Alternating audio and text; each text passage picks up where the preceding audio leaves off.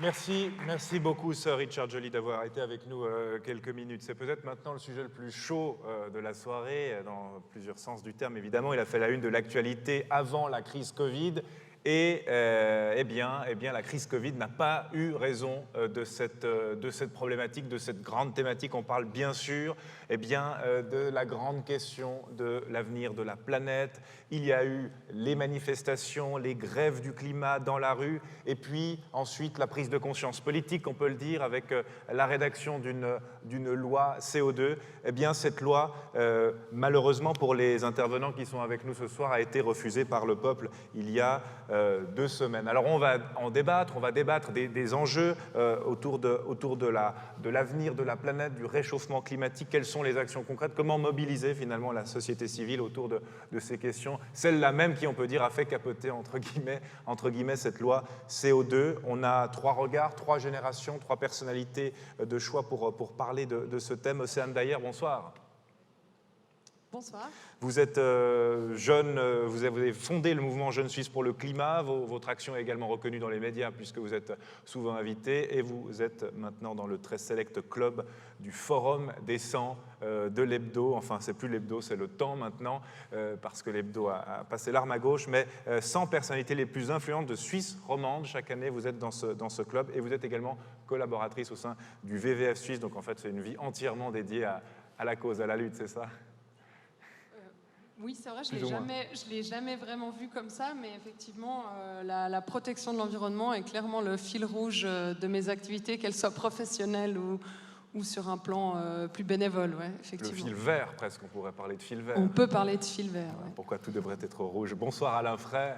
Bonsoir. Alors vous avez fondé avec d'autres camarades le mouvement Grands-parents pour le climat. Alors il y a les jeunes pour le climat, il y a les grands-parents pour le climat. C'est pour les générations futures que vous souhaitez vous engager. Merci beaucoup d'être avec nous. Oui, bien sûr. Alors je précise, je ne suis pas du tout fondateur de ce mouvement. Vous avez participé à la création en tout cas. Non, je n'ai pas participé. Vous êtes dedans au moins. Je suis coprésident. Vous êtes dans le bon débat, j'espère. Pardon ? Vous êtes bien Alain Frey. Oui. Ah bon, ça va là. Mais je ne suis pas le créateur. Ce mouvement date de 2014 et il s'est mobilisé aussi pour la COP 21 en 2015, mais je n'en faisais pas partie. Et c'est le rapport du GIEC de 2018 qui a été un choc et je me suis dit que j'allais intégrer une organisation de la société civile parce que je pense qu'elle est plus crédible pour faire passer des messages qui sont basés sur des faits plutôt que sur une idéologie. On a avec nous également Sacha Gabizon. Bonsoir, vous êtes depuis l'Allemagne. Depuis où exactement ? Bonsoir, je suis à Munich. Magnifique. Alors vous êtes directrice de Women Engage for a Common Future. Et vous étiez du sommet de Rio en 1992. Alors ça va être intéressant de savoir ce qui s'est passé entre 1992 et 2021. Vous alertez sur les conséquences du réchauffement climatique, notamment pour les femmes, on va en parler, et vous conseillez les gouvernements, vous êtes présente dans la COP Climat, vous participez également à l'élaboration des objectifs de développement durable, donc on peut dire que vraiment vous êtes aux affaires en ce qui concerne la lutte contre le réchauffement climatique à l'échelle vraiment gouvernementale. Not really governmental, non-governmental. I do work for a non-governmental organization. Mais il faut conseiller les gouvernements quand même pour pouvoir avoir des résultats. Yes, well, they might call it that. They might find us a bit pushy sometimes. Yeah? We do policy advocacy. So, but yes, we give them our advice, and then we want them to take it on. Une première réaction d'abord, Océane Dayer, on va parler de la société civile, de l'impact que cette société civile peut avoir. L'exemple frappant, c'est les jeunes pour le climat, c'est ces mobilisations dans la rue. Vous avez vraiment l'impression aujourd'hui, en 2021, d'avoir en quelque sorte fait bouger les lignes? Alors je vais peut-être quand même... ça marche? Oui. Peut-être quand même amener quelques précisions, parce qu'en 2015, donc moi j'avais fondé une organisation de jeunesse qui s'appelle Swiss Youth for Climate, et qui existe toujours, mais qui avait comme but principal de pouvoir permettre à une délégation de jeunes de se rendre à la COP 21, là où l'accord de Paris a été négocié et finalement signé.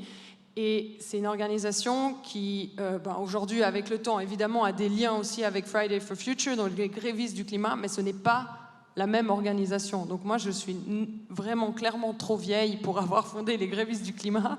Quand ils ont commencé, je travaillais déjà, donc je suis une millennial et pas une génération Z.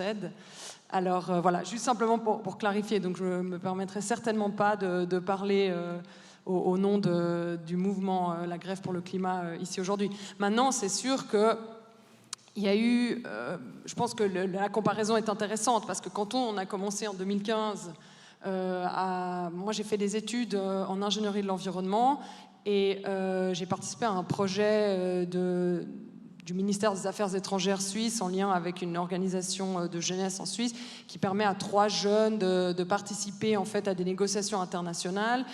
J'étais en 2015, moi j'étais vraiment, j'étais formée en environnement, j'ai imaginé qu'on allait me proposer d'aller à la COP 21 et en fait non.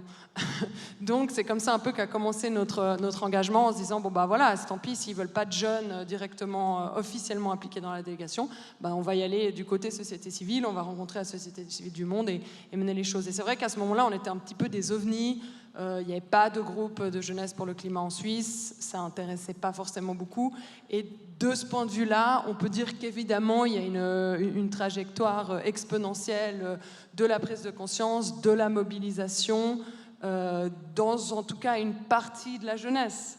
Parce que c'est souvent quand même comme ça avec les mobilisations de la société civile, elles sont très importantes, elles sont fondamentales en général, elles sont la racine, la source finalement des changements sociaux et sociétaux, mais elles ne se représentent pas forcément une majorité.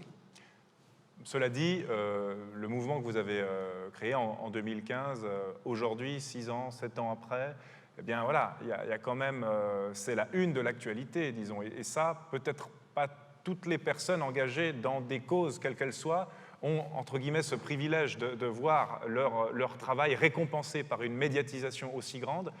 Est-ce que ça donne de la force encore plus ? Alors oui et non, parce que c'est sûr qu'il y a un pas qui a été fait médiatiquement, le changement climatique, c'est une thématique qui est présente. Par contre, la crise de la biodiversité, par exemple, qui va main dans la main, la problématique du vivant est encore très méconnue, mal comprise, en tout cas dans le grand public. Et surtout, on a beau en parler, on en parle plein, mais en réalité, il ne se passe rien. Et sur ce genre de panel, il me semble toujours très important de rappeler que les émissions de gaz à effet de serre n'ont même pas commencé à être réduite au niveau global. On est toujours en train de les augmenter. En 2021, avec tout ce qu'on sait, avec les rapports du GIEC, avec tout ce qu'on en parle avec tous les médias, et je pense que ça, c'est quand même quelque chose qui est extrêmement important de rappeler, parce que la présence, et peut-être on osera peut-être dire l'omniprésence de la thématique dans les médias, donne un peu l'impression, c'est bon, on y arrive, les choses sont en place, on avance, et c'est malheureusement exactement le contraire qui est le cas. C'est un écran de fumée, c'est ce que vous considérez également, Alain Frey ? Oui, c'est un peu un écran de fumée, mais surtout, alors, grâce au mouvement des jeunes, aux grèves pour le climat qui sont descendues dans le monde entier, c'est vrai qu'il y a eu tout d'un coup une prise de conscience du réchauffement climatique, et ceux qui niaient la cause anthropique du réchauffement climatique, on les entend moins. Et ça, c'est probablement un petit succès. Mais c'est vrai que ça ne fait pas baisser les gaz à effet de serre. Mais surtout, on a l'impression que l'urgence n'est pas perçue. Elle n'est pas perçue ni dans la population, et ni parmi les politiques et nos dirigeants. Et c'est ça qui nous inquiète et qui nous motive à nous mobiliser aussi et se rencontrer souvent pour essayer de laisser à nos petits-enfants et nos enfants une planète pérenne. Sacha Gabizon, on entend les propos d'Océane Dayer et d'Alain Frey qui sont pas satisfaits de la situation actuelle. Vous, ça fait depuis 1992 que vous luttez sur cette question-là précisément. Est-ce que vous êtes d'accord avec eux ? Est-ce que ça n'a jamais, finalement, la barre n'a jamais été redressée en la matière, ou est-ce qu'on peut quand même se targuer de certains succès ?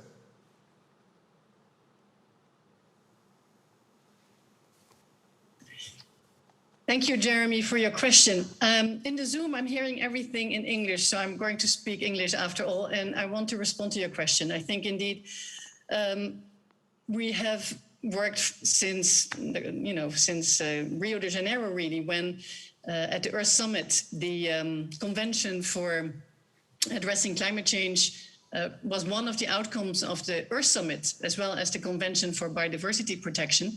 We've been working very hard these last 25 years. And I think we see that on the one hand, as we just heard from my panelists, we are not at all yet moving in the right direction sufficiently.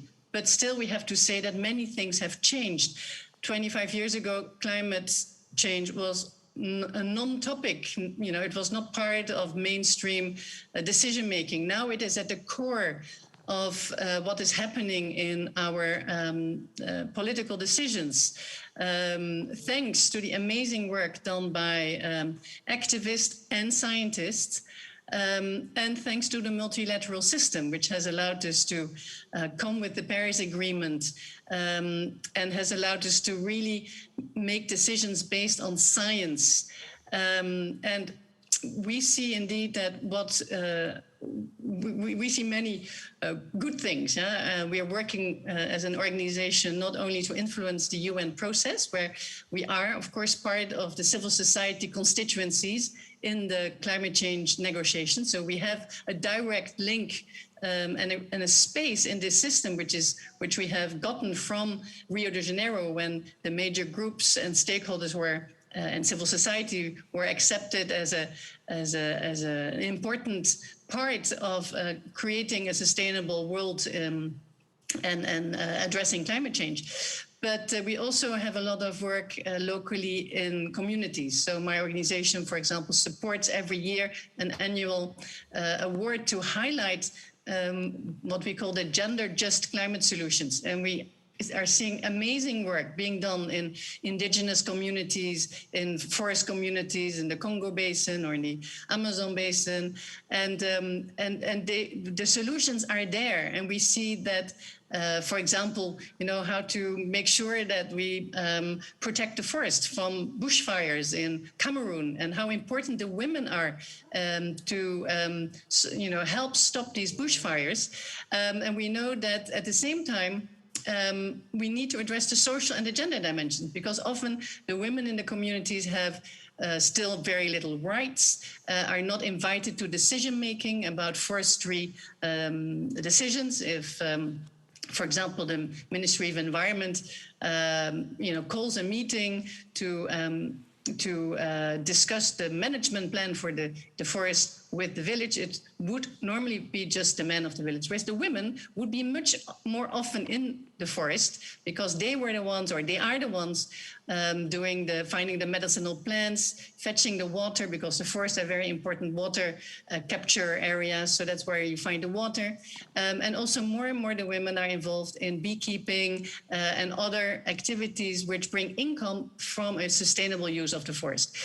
Previously, they were not involved. And now we see that if we really bring the women and the young girls also into the process of decision making and sustainably using of the forest, we can reach amazing things like zero bushfires, whereas before we would have every year many bushfires. And this despite climate change, despite more and more difficult situation and more droughts, we can help reverse that trend. But you really need everybody on board, and you really need to listen to the indigenous communities, the indigenous women, and especially also involve the youth and young girls. And there you have to always make the link to the social aspects. I mean, when we work and support these organizations on the ground, we'll also work on ending early marriage, underage marriage, or access to sexual and reproductive health services, because that has to be part of a sustainable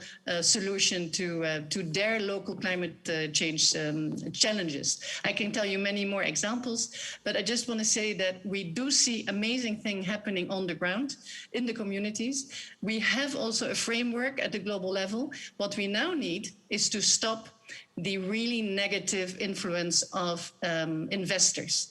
Why are we still spending billions on fossil fuel subsidies? Why are our pension funds still investing in fossil fuels? Why are we spending so much money on soybean production to feed the pigs in the Netherlands? I'm from the Netherlands, we're the biggest exporter of meat in Europe. Why are we still supporting that with our public money? So if we really want these solutions to happen, we also have to address very quickly these negative actors, and we need to, stand up, and we have sometimes to go to court, like the court case against Shell in the Netherlands, which was won by the civil society petitioners. We were all joining as a co-plaintiff against Shell. And you need to get that type of action moving, because there is no time to lose. We have 5 or 7 years left until we have irreversible climate change.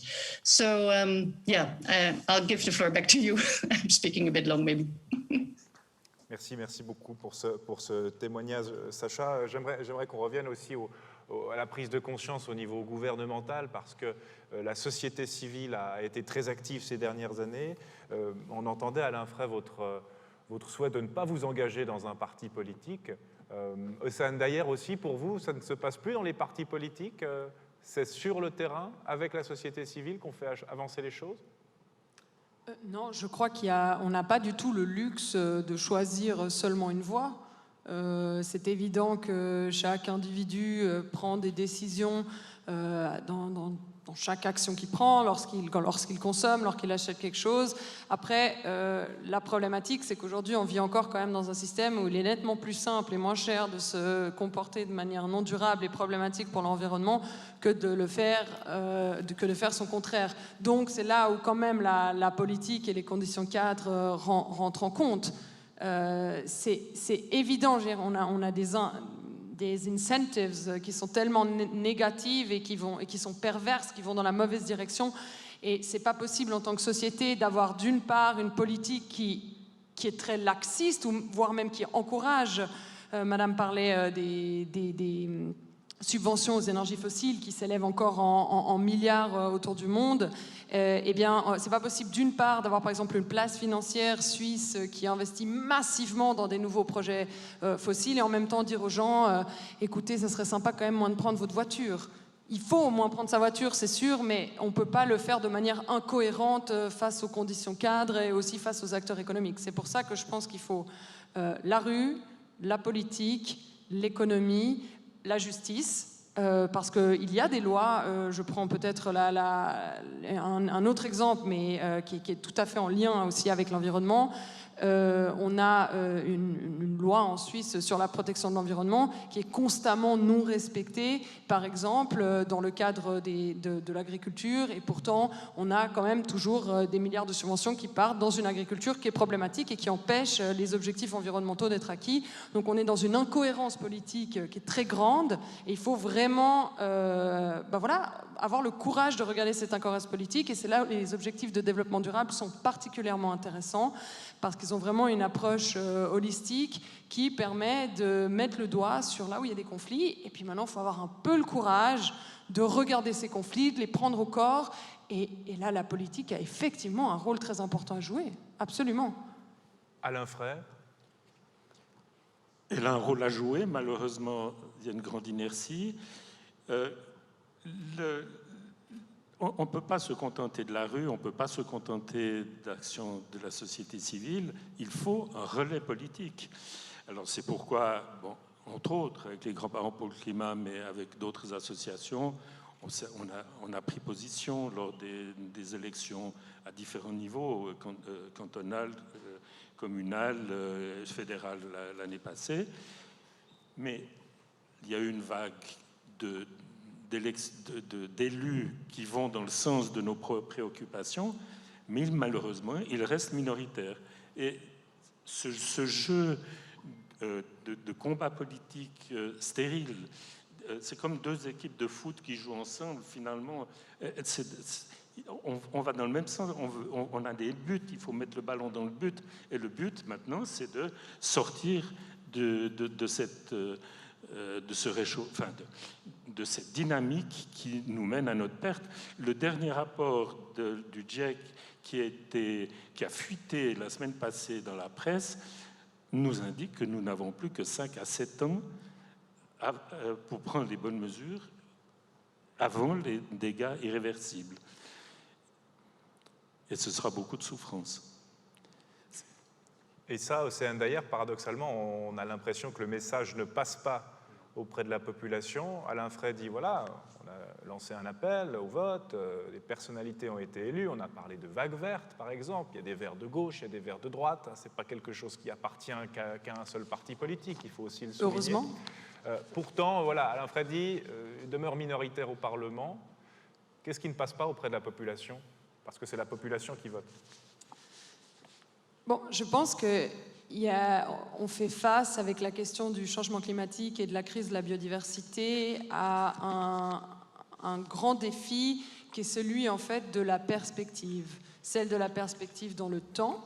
On a l'incroyable privilège en Suisse si on a envie de commencer à voir les effets du changement climatique, on peut, mais franchement c'est encore assez facile de fermer les yeux. Il y a des endroits dans le monde où ce n'est plus le cas. Et en général, c'est les endroits qui ont le moins contribué à la problématique.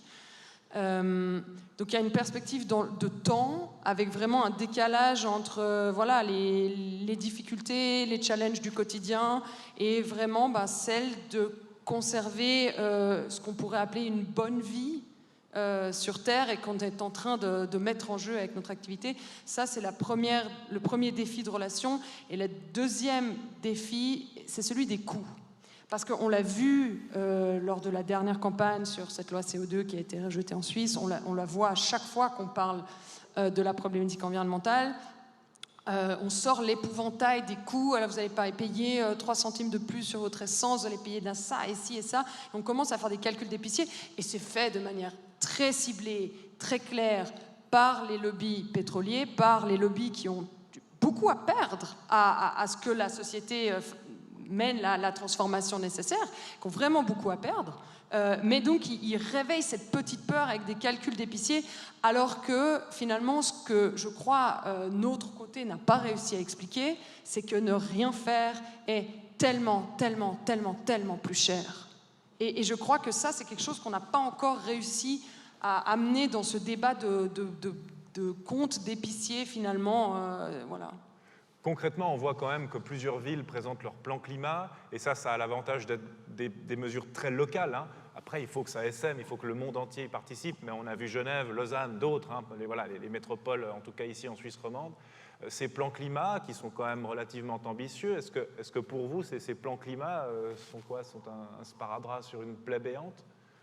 Non, je trouve que c'est très bien et c'est vrai qu'on le voit même pas seulement en Suisse mais autour du monde, les villes sont en train de prendre un peu un certain lead dans les actions climatiques. C'est très bien, mais je reviens à ce que je disais avant, il faut de l'action à tous les niveaux institutionnels et il faut de l'action à tous les niveaux géographiques.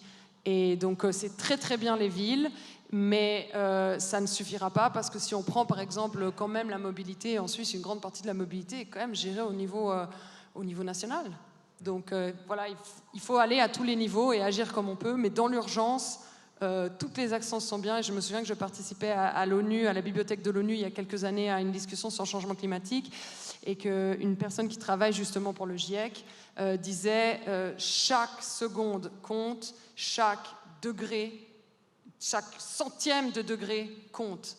Et c'est ça la réalité scientifique. Donc il n'y a pas de petites réductions, il n'y a pas de choses qui ne servent à rien. En fait, aujourd'hui, on a tellement attendu qu'il faut y aller avec tout, quoi. Boum. Alain Frey, on y va avec tout, boum. Une réaction à la prise de parole de Céane Dayer? Je partage entièrement son témoignage et ses affirmations. Maintenant, on aimerait un gouvernement qui réalise... J'aime pas les comparaisons guerrières, mais quand même, c'est un combat et c'est une lutte qui s'apparente quand même à sauver quand même la vie des gens et de se défendre contre une menace qui est importante.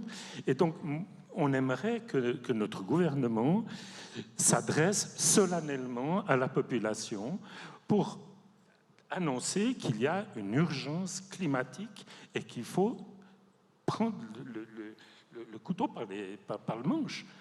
Sacha, alors, le parallèle avec la crise Covid qu'on a vécue est à peine voilé. Hein, Alain Frey, mais ils savent le faire pour la crise Covid, mais il faut qu'ils... Justement, Sacha Gabizon, les gouvernements étaient capables de réagir dans l'urgence avec des mesures très fortes pour lutter contre la crise Covid. Est-ce que pour l'environnement, pour la planète, c'est ce qui nous reste à faire au fond?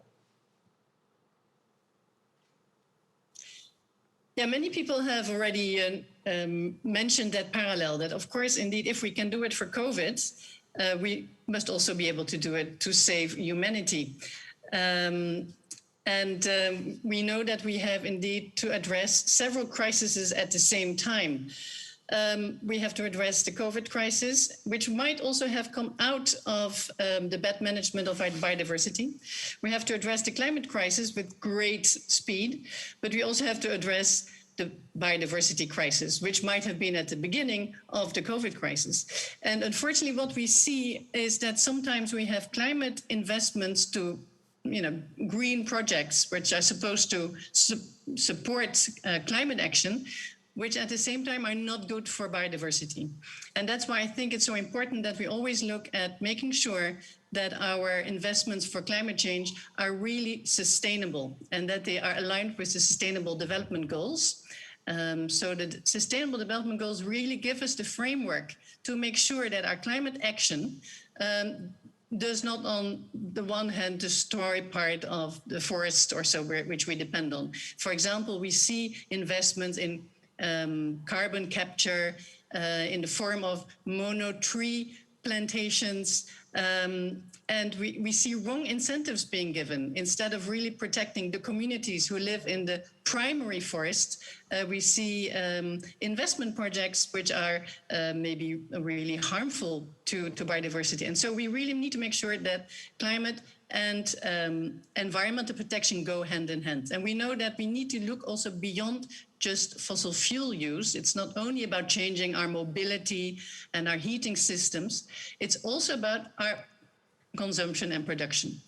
And one of the big sources of fossil fuel use is plastics, for example. I just want to give that as an example. We have started producing plastic in 1907, and it's only since the year 2000 that we have produced 50% of all the plastic in the world, and most of that is ending up in our rivers, oceans, and in our bodies, and it's dispersing around the environment. It's a huge problem for the oceans, and we need the oceans also to fight the climate. So it's all linked, and we really need to phase out production and consumer products which are based on the fossil fuel cycle. So it's not only about ending the type of cars we're driving in. It's really also about a major change in consumption and production, and that in the end needs to go hand in hand. And that's why I call on the importance of really keeping also the climate debate linked to the Sustainable Development Goals, because there we can make sure that we have changes and policies that are in line with biodiversity protection and in line with social equality. Now we have to make sure that the transition we're asking people to make is a just transition. Yeah, if farmers are in a really bad position at the moment because they have invested so much in unsustainable production methods, we need to find a way to support these farmers to transit to ecological farming and the use of renewable energy. And that just transition, I think, is still very difficult to do. We cannot just force it through. We really need to have the communities joining themselves and supporting their solutions. And sometimes, indeed, we need to be rebels and we need to change the laws.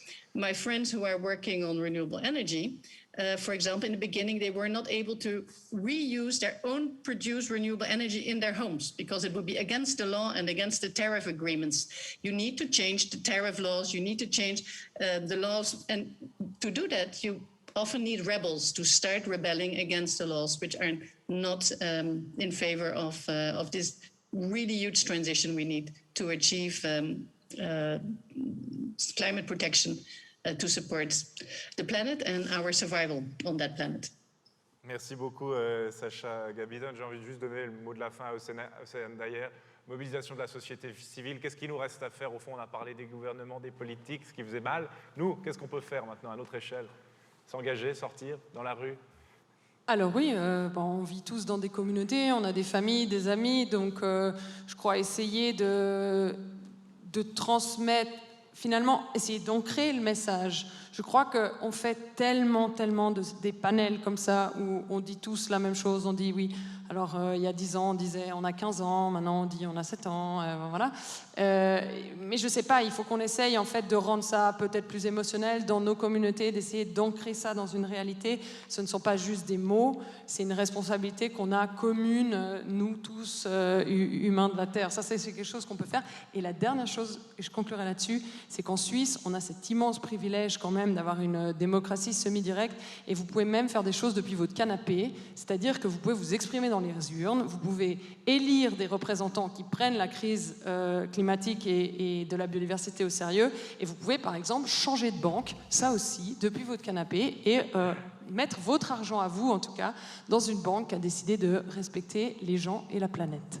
Depuis le canapé, super simple.